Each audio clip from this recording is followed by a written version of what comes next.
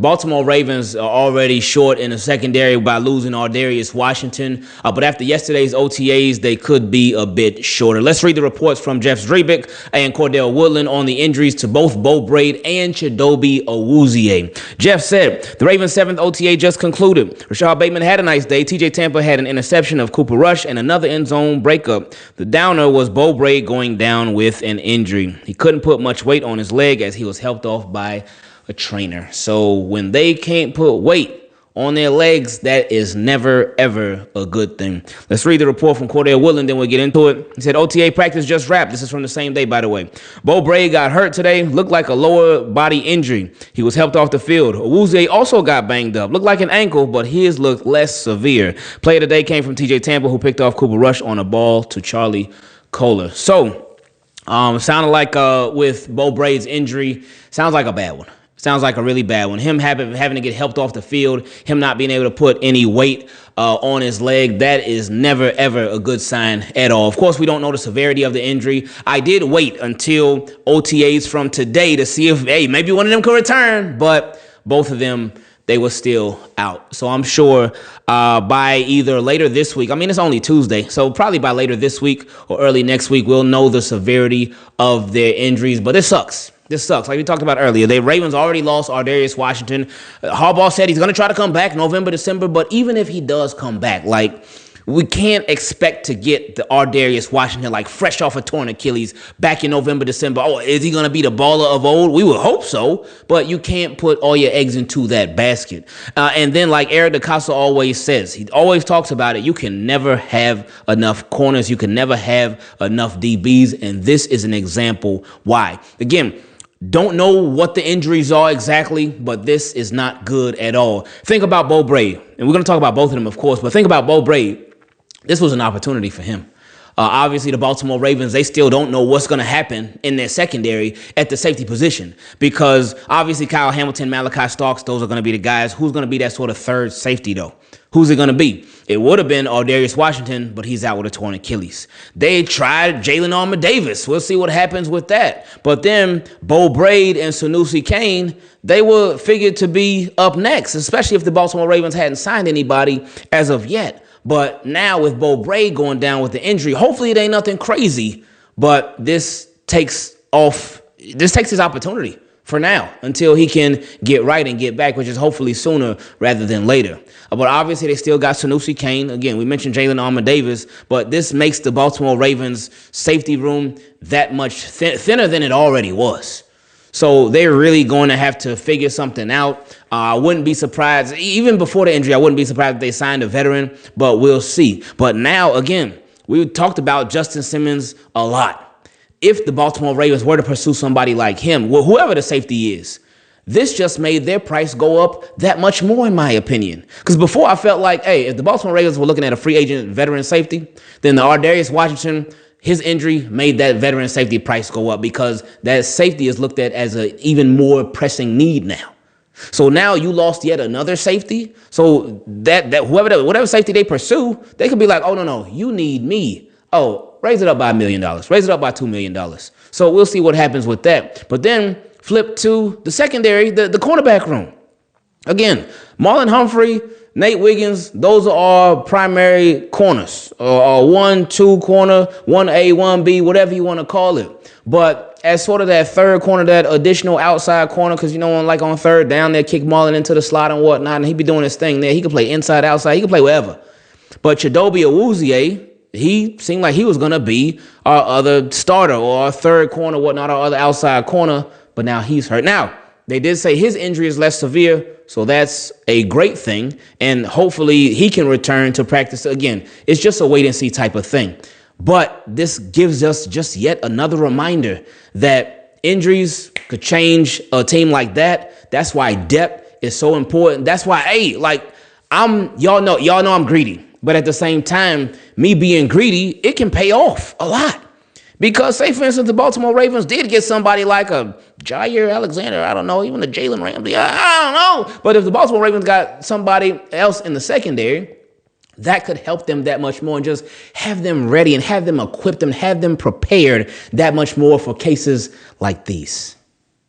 With those injuries for the Ravens, they ain't looking so good. But again, we'll see what happens. But something that we actually are loving right now that is currently happening that we don't have to wait and see is with the Bengals and them facing issues with two of their top pass rushers, one being Trey Hendrickson and the other one being Shemar Stewart. Let's read this report from My Sports Update. He said, Bengals rookie defensive end Shemar Stewart will not practice during mandatory. So he got to be there, but he ain't practicing. Yeah, keep holding in, my friend. But anyway, says he will not practice during mandatory minicamp as a team, and his reps have yet to finalize contract language. That means the Bengals will be without both Trey Hendrickson, who's not in attendance at all. So that boy said, hey, that rookie, you go show up. You go have your hold in. I ain't showing up at all. So Trey Hendrickson, he's staying far away. So they'll be both without him and Shemar Stewart, who's just sitting there watching. So that's a beautiful thing. But guess what? It don't stop there in the AFC North because Steelers star TJ Watt is not expected to attend Steelers minicamp. So TJ Watt trying to get some bread. He like, oh, no, keep me away. Keep me away. I'm going to stay at the crib. And this follow-up from Mike DeFabo, he said TJ Watt is seeking a new contract as he enters the final year of the extension that he signed in 2021. If this is anything like his last contract dispute, this could be just day one of a long staring match. So, hey, that's good news for us around the AFC North. And again, I know it's still early, but hey, these contract disputes that they having with their teams, it's only a good thing for us because it keeps them away from the team. It keeps them away from camaraderie. It just keeps them away so they can have less rapport with their guys. But the longer they stay away, the happier we are. But with TJ Watt, I would expect that. That's definitely going to get resolved, for sure. TJ Watt is an amazing pass rusher, just an amazing player.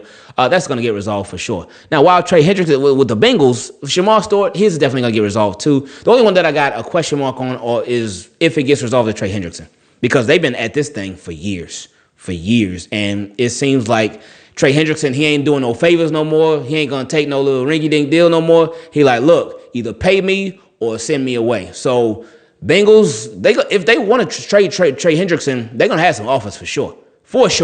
But I'm almost feeling like it's just a matter of time before those two go their separate ways. Made it to my favorite part of the videos where we get to feature your questions. Send me an email at teamkeepitclean@gmail.com to be a part of it, or for the patrons. If you want to send your question on there, become one, you can go to patreon.com/Ingravenvids and send your question on there. First question came from a Team Keep It Clean patron, my guy Daniel. He said, what's up, my dude? What's up, Daniel? What's happening, baby? He said, big shout out to the flock and Team Keep It Clean. No question today, just love. Stay healthy, keep doing your thing, my guy. The content has been fire. I appreciate that, Daniel. Thank you. I appreciate that a lot. We've been putting a little extra into it, just working a little harder at it, and it has been taking more time, but it's all worth it because it's for y'all. Y'all be coming through and showing support, showing love, and everything. I appreciate y'all, so thank you. Next question came from another Team Keep It Clean patron, my guy Keyonte. He said, oh man, Jair is a free agent and we need a safety. Well, why not? We all flirt with the thought of Marlowe at safety or getting reps at safety. Well, why not make it happen? If we can get Jair on a team-friendly contract, the secondary will be a real no-fly zone. First, you'll be able to free up Marlowe to play slot, to play safety, roam around, and be our third defensive Swiss Army knife, along with Kyle Hamilton and Trent Simpson. I've always liked Jair as a lockdown, and it's another veteran to help out our younger guys. Although I know Jalen Armour-Davis sounds great at safety, and I want to see that with his size and speed, it'll be a hurdle with a rookie safety and a cornerback turned safety. Little growing pains will come, and I just think this move will make it a little easier having options. Options are always nice. Options are always a beautiful thing because when you run out of options, then, hey, you ain't got nothing left. And the Baltimore Ravens right now, especially depending on what happens with Chidobe Awuzie, we'll see. Depending on what happens with Beau Brade, we'll see. But that's two less options, at least for the right here, right now. We'll see the length of their injuries. Again, hopefully they show up to practice tomorrow. They show up to OTAs tomorrow. They're like, hey, we back, baby. But time will tell. Game too easy. Well, for us, it ain't. It's pretty hard. But anyway, next question came from Game Too Easy. He said, what's up, Ingraven? It's been a while since I did this, but never mind all that. Yeah, I ain't seen your name in a long time, but good hearing from you. He said, I just wanted to say keep up the good work with the entertainment you provided through this offseason. I appreciate that. Thank you, man. He said, and I was wondering if there's a chance in the future we could see a collab with some flock members like Hendo, Nitro, Jose, Brade, Ryan. I really want to see a stream with all of y'all together like one before the season. Oh, yeah, those are all my guys. Shout out to all of them, man. He said Hendo, yeah, shout out to, I love his storytelling. Nitro, oh, yeah, that man comes with the energy 28-10, not 24/7, 28-10. Then Jose and Brade. they always bring in something from left field that I don't even be thinking about, especially with the business side of football for the Baltimore Ravens and for the Carolina Panthers, because I know they cover both. And they just go extensive with a lot of deep topics, man. So I love them too as well. And then my guy, Ryan. Shout out to Ryan. He just hit 10K. So give it up for our guy, Ryan. So he been putting in work, and the quality of his videos is just fire, man. He be going crazy with it. So all of them, man. So yeah, I would have no problem doing that at all. Next question came from my guy Jacob. He said, "Hey, Ingraven, I'd like to ask a football question and a non-football question. Fantastic Four or Superman?" Okay, I like that. This is something different. I will go with Fantastic Four. I'm much more of a Marvel guy. Never really got into DC. Ain't got nothing against it. Just never got into it. The last DC movie that I saw, I think it might have been The Dark Knight, and I fell asleep during that movie. So I just never got into DC at all. But he also said, "What do you think is the weakest position group for the Baltimore Ravens?" Wow, that's a great question. The weakest position group. Ooh, can I say linebacker? Because obviously Roquan Smith is so strong, but after that, it's a lot of question marks. I can't say offensive line. But yeah, I guess I would have to say, inside linebacker, just because it's a lot of unknown there right now. Next question came from my guy, Matthew. He said, "This time feels different." Hey, man, I'm back with another one. Hope everybody's doing well. Summertime is here, so I hope you and the fam get lots of great time together before school gets back in. Yes, breaks from school are always nice. But anyway, continue. He said, "As I sit here at the airport with my wife waiting to board our flight to the Bahamas for our anniversary trip." Okay, man. Hey, happy anniversary. How many years, man? However many it's been. Congrats. That's a beautiful thing right there, for real. He said, "I've been thinking this year just feels different. Take a guy like Isaiah Likely. It looks like he's finally going to get a chance to really shine. In the past, we've seen players with obvious talent start to break out, only to suddenly disappear from the game plan." Oh, you know how that goes. You know what that's about. He said, "I've said it before and I'll say it again. I believe those decisions come from higher up. I think it's Steve Bisciotti calling the shots behind the scenes, with Harbaugh, who has solid job security, playing the fall guy. It's a strategy to keep a player's value down before contract negotiations. We've seen it happen time and time again." That's real. That's as real as it could possibly be, because that, if they point to stuff and be like, "Look, you ain't get this amount of catches or yards or touchdowns. You did all right, so why should we pay you all of this if you only did this much?" It's business. It happens every single team, every single franchise. It happens like crazy. So you're on point. Anyway, he said the one time Harbaugh broke that pattern was when his own job was on the line, and that's when he went all in on Lamar, broke tradition, and flipped the script. But what feels different this year is the tone, especially from that video Bisciotti and Harbaugh did, where Steve clearly said that he wants to win now. That's a shift from what we're used to hearing from him. And the team's recent moves, like the Mike Green signing, line up with that mindset. The organization seems to finally be operating in true win-now mode. You are so spot on. So spot on. Because obviously, any owner could come out and say, "Oh, yeah, I want to win a Super Bowl. That's the goal. We want to win a Super Bowl." But for him, he's I'm tired of waiting. 2013, so long. For me, I'm tired of that being our last Super Bowl conversation. 2013, it was great. We loved it. But let's have a new we should have been having conversations for the past couple of years. But anyway, he said, "I think we'll see." Oh, but real quick, them drafting Mike Green. Oh, yeah. That's another one, because that was like, whoa, because I was 1,000,000% sure they ain't touching him. Raven said, "Oh, watch this." Anyway, he said, "I think we'll see them let their best players be great without holding them back for behind-the-scenes reasons. No more breakout games followed by a player mysteriously riding the bench. This year could showcase one of the strongest, most consistent versions of this team we've seen in years. Fewer head-scratching decisions, more trust in the talent. And honestly, I wouldn't be shocked if some of the so-called locks at guard suddenly aren't so locked in anymore. If they don't step up, the tone from ownership might be shifting enough that they'll be on notice. Could be wrong, but what do you think?"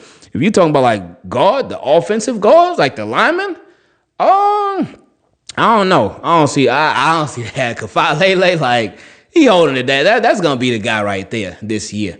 Beyond this year, he's a free agent after the season, so we'll see. But I don't see that happening. And the other one probably gonna be Andrew Voorhees, most likely. We'll see.